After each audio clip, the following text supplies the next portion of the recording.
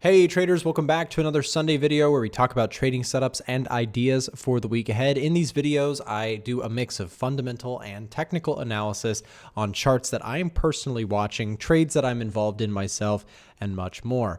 As we get started here in this video, do me a favor, just hit the thumbs up button as you get started here. I'd really appreciate it. Just helps with the YouTube algorithm. So I want to start with the dollar index. Dollar index, real nice little bounce here this week off of this 106 area of support. You can see that price has been mostly in a consolidation the last few weeks. This is a daily chart, and I do most of my analysis off of the daily and the 4-hour chart, especially for this week ahead videos. I think the daily chart is really well suited for even intraday traders because we can get an idea, for the intraday traders out there where, we're looking for decision points off of the daily chart. That being said, there's a couple on this chart that are pretty clear. You've got some key level of resistance around 107.5, and you've got support that is just south at 106. So this week is really big for the dollar index and for most charts that we're going to talk about today because the Fed meeting on December 18th will give us a little bit of a clue as to what may be coming down the pipeline for interest rate cuts next year. Now, without getting too far into the fundamentals right away, interest rates, generally speaking, if they're going higher, it is more bullish for an underlying currency. And if they're going lower, it is more bearish for an underlying currency. I'm not going to get into the really deep fundamentals as to why that is today, but just know that for the dollar, it's a big week because if the Fed basically cuts interest rates this week, which is the expectation. They're expected to cut one time this week, meaning a 0.25% cut is expected this week. If they do that, that itself won't really move the dollar much. That's pretty much expected. What we're more interested in is going forward in the future months into 2025.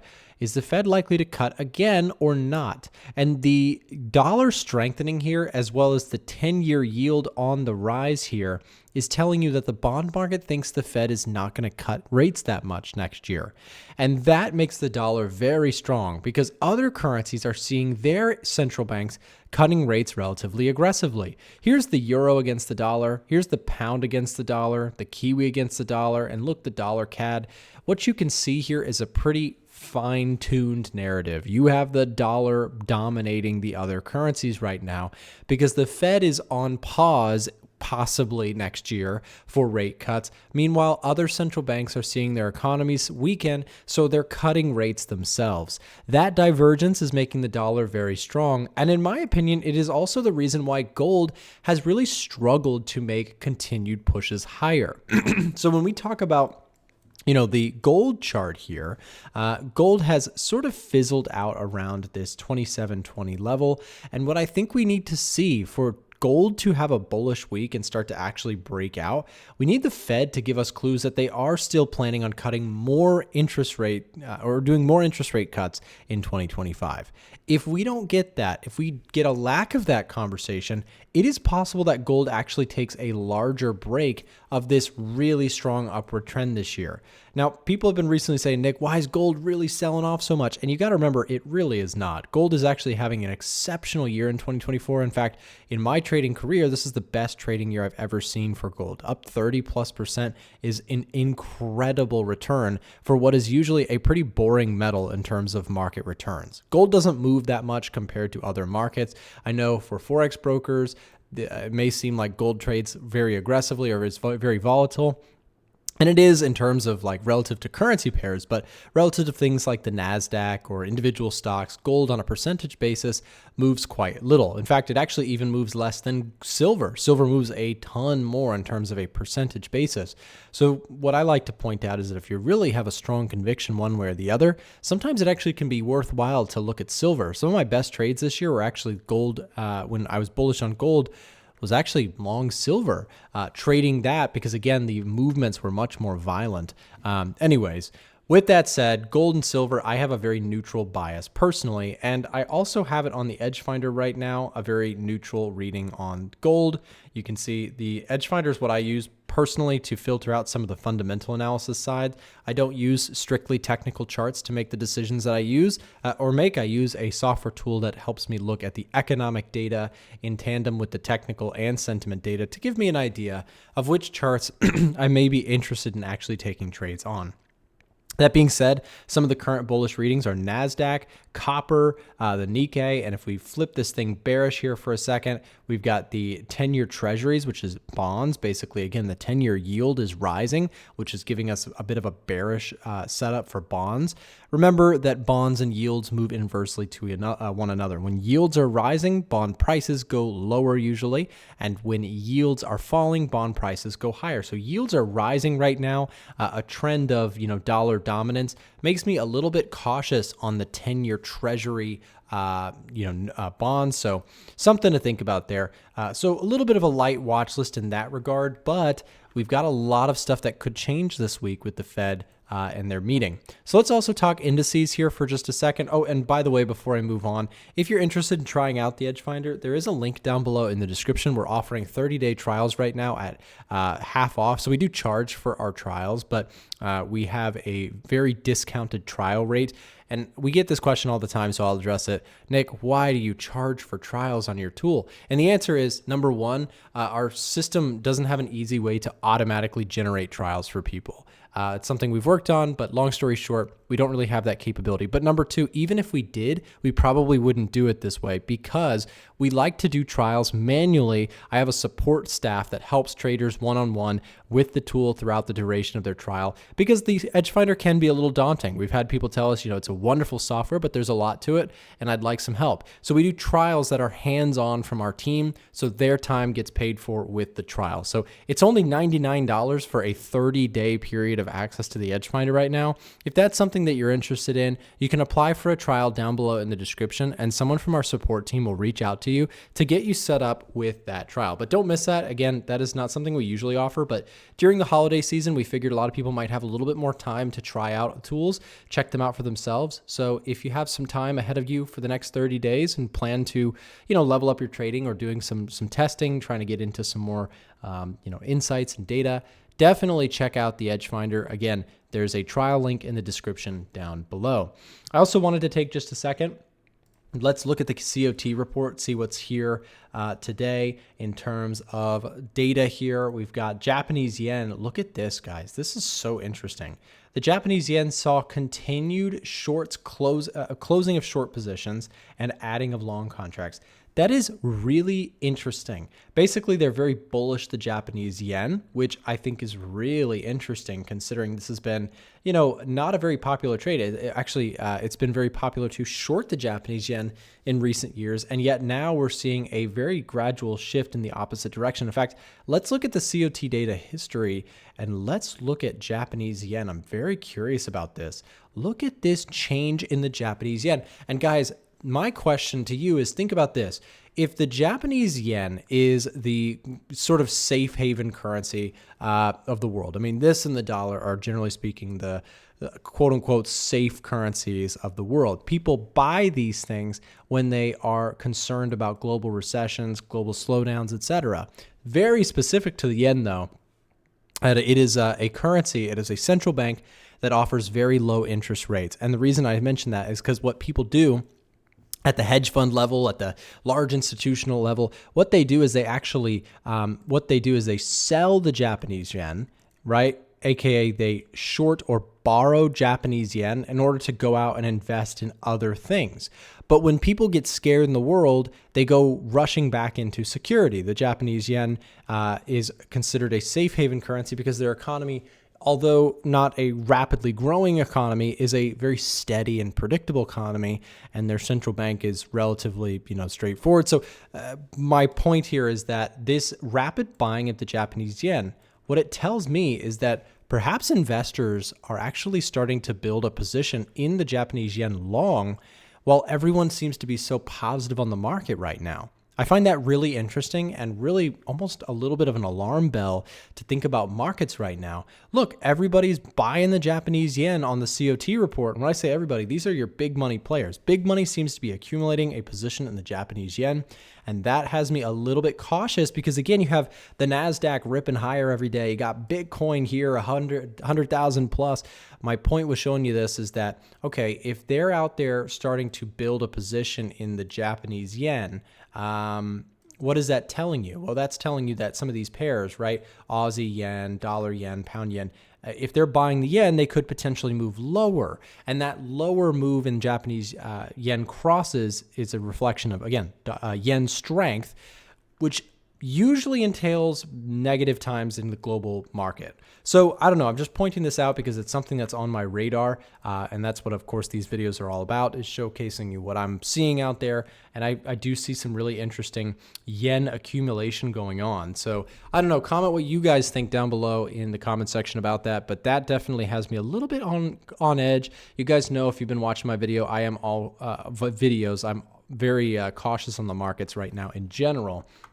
You know, stocks have been ripping for 2 years straight. And I'm not necessarily, I've said this 100 times, so apologies if you heard me say this. I'm not bearish on the stock market, but I am very cautious. What that means is I'm not actively buying things aggressively. I am really very much on the sidelines with a lot of cash right now. And I'm also, playing a lot of options trades. I won't go into this because, again, options has a mixed reaction, interestingly, on my channel. I know not everybody's an options trader, and I get that. But I just want to, because it is something that I do and have done increasingly over recent years, I have a lot of mixed positioning on the options world. Basically, I benefit, without getting into the technicalities. I have calls that I've sold on Apple. I have puts that I've sold on Apple. I have puts and calls that I've sold on Nvidia. And when I'm selling calls and puts, I'm basically collecting premium.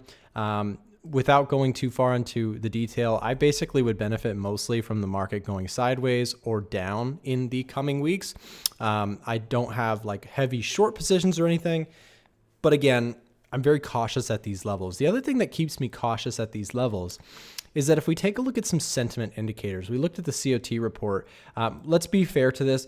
We did see a good bit of buying on the indices here from institutional money, the SPX, the Dow Jones, Russell, pretty clear buying overall on that front. So, that may offset a little bit of the cautionary tale with the Japanese yen. We do have to be fair with that. But again, another thing that keeps me a little bit on the cautious side is, let's look at that put call ratio.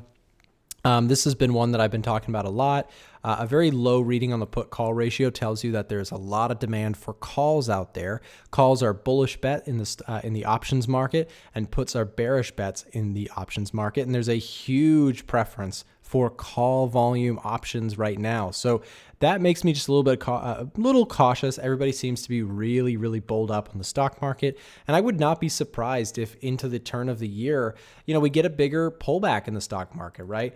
We've had just a very, surprisingly good, think about it. We've had some craziness in the last few years. We had a pandemic. We had, inflation scares globally. We had invasions of Russia and Ukraine. And meanwhile, the stock market has had an incredible period of time. And again, I've made a very good return in the last few years trading the stock market with a predominantly bullish, bias. But I do think that we do need to start just being cautious and knowing that, markets don't move like this forever. And everyone seems to be convinced that they do, right? Everybody is now very much bulled up. This thing's going to rip 20% next year. And maybe it does. But in my personal view, the risk to reward doesn't look as attractive in indices right now as it used to. And so for me, I am looking for larger pullbacks to trade into before I really get involved. If you give me a 5, 10, 15% pullback in the stock market, I'm probably going to play ball, right? I said that on stream this week. I'd be looking for pullbacks, let's call it 7%, 5%. Just not really interested at these current prices. Long story short, I don't necessarily see a reason to just get outright short the market, but I am looking for pullback. Same thing with the NASDAQ. Again, this one has been real pumped up. Tech stocks have been super, super hot recently. And what I'd be looking for would be, something at least a 3.5, 7, let's call it maybe 10% pullback in the NASDAQ. And these things can happen really quickly. Here was a move that happened just off of a poor NFP report and a little yen strength. Last time around, it was a 17% drop in just a few short weeks. So it can happen quick, and we don't know when that will happen, but I would rather have cash at the ready for things like this than to just sort of chase this thing off of a cliff. In my personal view, and again, it may continue to go higher. Maybe we just see this thing drift off into the sunset for a little while longer. But for me personally, in my trading, I've got to get a pullback in order to really set anything up that has a good risk to reward attached to it. So something to think about. Again, I'd like to see a spike in the put call ratio. That's been a really easy indicator for me to use. I use it all the time. In my own trading, I like to see when this thing spikes up high. That's been a nice confluence to my trading that I've been using alongside the top setups page. I mentioned earlier, NASDAQ is still a bullish reading here for me. Just going to wait for pullbacks on that one before I can really get involved. And even when I do, I'm still going to keep some cash on the sidelines. I'm not really ready to go all in on the indices at this time. Just going to wait. I know a lot of people have been wondering, Nick, what about gold? I talked about gold a second ago, but let me just finish that thought. I really need to see a more decisive breakout. I was looking this week to see, I was actually ready to look for gold bullish setups, but that producer price index pushed the price lower. It was not quite enough, right? Inflation ticked up this month. So, I was looking for this kind of move. We did not get it. So painstakingly, it is back to waiting on gold. You guys know I love trading gold. It's one of my favorite things to trade. I do have one position on gold. Let me be transparent. I played gold in a options way. It's not necessarily, the standard way, but GDX is a options play that I did here this past week. GDX is the gold miners ETF, and these are, of course, companies that mine gold, and it moves very much in tandem with gold for the most part. You can see it, price action looks really similar. Not really the same as trading gold, but I do want a position in GDX. I would not mind, buying gold itself if it gives me a bigger pullback, just for a bit of a hedge in my portfolio. But this is an options play that I did here. Basically, I make money anywhere above this level here, and below this I have to buy the shares. My contracts here, I did 10 contracts shorting GDX puts. And what that means is that if the market drops, I have to buy the shares at $35 per share. I did 10 contracts, so 10 times 100. Each contract represents 100 shares of stock. I'd have to buy 1,000 shares of stock at $35. So that'd be a $35,000 purchase, which, on this account that I'm working with is not huge. It is a larger account basis that I'm working on, but I would be happy to build a position on GDX if I get assigned. What I mean by that is that if this market just rips back up, if gold has a good couple weeks, then I'll just keep the premium about $770 is how much I made on this trade already. Now I get to keep that $770 no matter what, because when you sell an option, you get paid a premium. It's like writing a bet, right? You know how when you take a sports gamble on a sports betting site, right?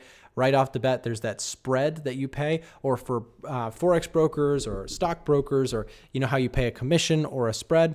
When you are an options seller, you essentially collect commissions, spreads, whatever you want to call it, on every single trade. So I get to keep that $770 no matter what.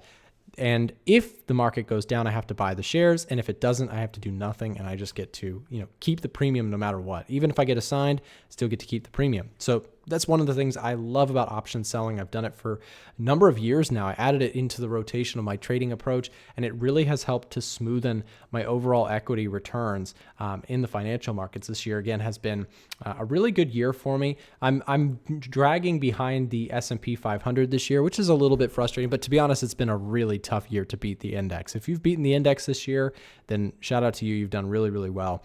For me, I've underperformed the index this year, but over the long term, I have done really well against the index, actually beating it by a good bit. So I'm very happy with my returns this year. Although again, 17% for me is a great year. The NASDAQ and S&P 500 up 25, 27% or whatever it is.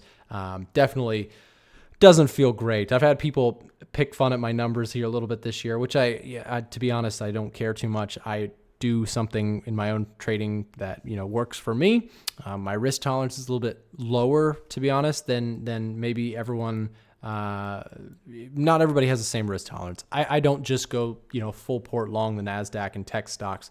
I like to have a diversified portfolio and something that I think hopefully could weather the storm a little bit better if we do get a couple bearish years. Again, to leave you guys with something to think about. if you do similar stuff to me, if you trade a portfolio, I'm not just, trading CFDs on a Forex brokerage. I have a portfolio here with my Webull account. By the way, if you'd like to check out Webull or any of the brokers that are linked in the description down below, I highly recommend it. Those are all regulated brokerages and free game for you. If you're watching this video right now, if you use my referral links, number one, you'll be helping out my channel, and I really appreciate that. But number two, if you use those referral links, you'll get sign up broker perks. So there's like welcome bonuses and free shares that you can get if you use Webull's link, etc. But if you trade Forex, if you trade stocks and options like me, if you trade whatever you trade, I also, by the way, I trade Forex too, but whatever you trade, check out the brokers down there. I'm telling you what, it is free stuff for you down below. But if you're somebody who trades, a portfolio like me, I have, varying goals. I just closed on a house this year. Like my goals are not to just have massive risk and returns, right? If you had just gone on the NASDAQ, and this is, the bane of my existence this year is, had I just longed the NASDAQ, hindsight is 2020, you would have an incredible return. But you have to remember, you have to give this stuff respect. If you're somebody who says, oh, just buy the NASDAQ, it's easy, bro, then I'm telling you what, you have not experienced the other side, the other times in the markets where tech stocks, you wake up every day and they're down another 3%, 4%, 5%. That was 2022. And if you didn't live during that time or trade during that time, I would just encourage you in your back testing, go back to these times and check this stuff out, because look, you had a 37% drop in the NASDAQ, and had you bought the NASDAQ towards the highs, right, you would have taken, and I love to make this point, if you had bought this high, right, it would have taken you 755 days to get back to break even. So in 755 days, you would have made no return if you just bought and held the NASDAQ, right? So this is where I just make this as a warning. A lot of times people have recency bias in markets. It's a contagion that is really dangerous. I mean, if you had bought those highs, you're still looking at an exceptional return to date. If you had waited, 1,100 days, you had a 31% return. But my point is, when you have the market doing this kind of move, it doesn't last forever. And I don't know where the top is. It could be 6 months from now. It could be a year from now. But for me, I'd prefer to have a little bit more of a diversified portfolio, and accept that this is not going to last forever kind of move.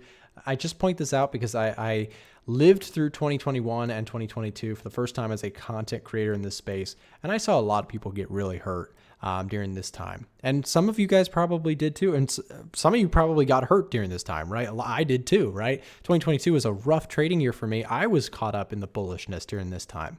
It's very, very easy to do. During this time, Bitcoin probably really crushed a lot of people, right? If you didn't hold Bitcoin until now, a lot of people got really crushed by those times. So my point is, you can always, I'm not trying to spread fear about bear market potential. I just want to spread awareness that markets don't move like this forever. And yeah, that's all I have for you guys today. That's my thought going into the end of the year, is staying on the cautious side. Maybe that will serve me poorly. Maybe it will serve me really well, but I have a lot of cash on the sidelines.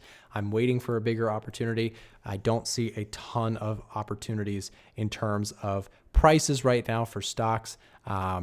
Gold, I'm a little cautious on just because it's mixed, and Bitcoin, I think is, a good trade next year. I just need pullbacks before I can get into it. That's my personal take. Thank you guys for watching. I hope you have a great week ahead. Trade safe, and we'll see you next time.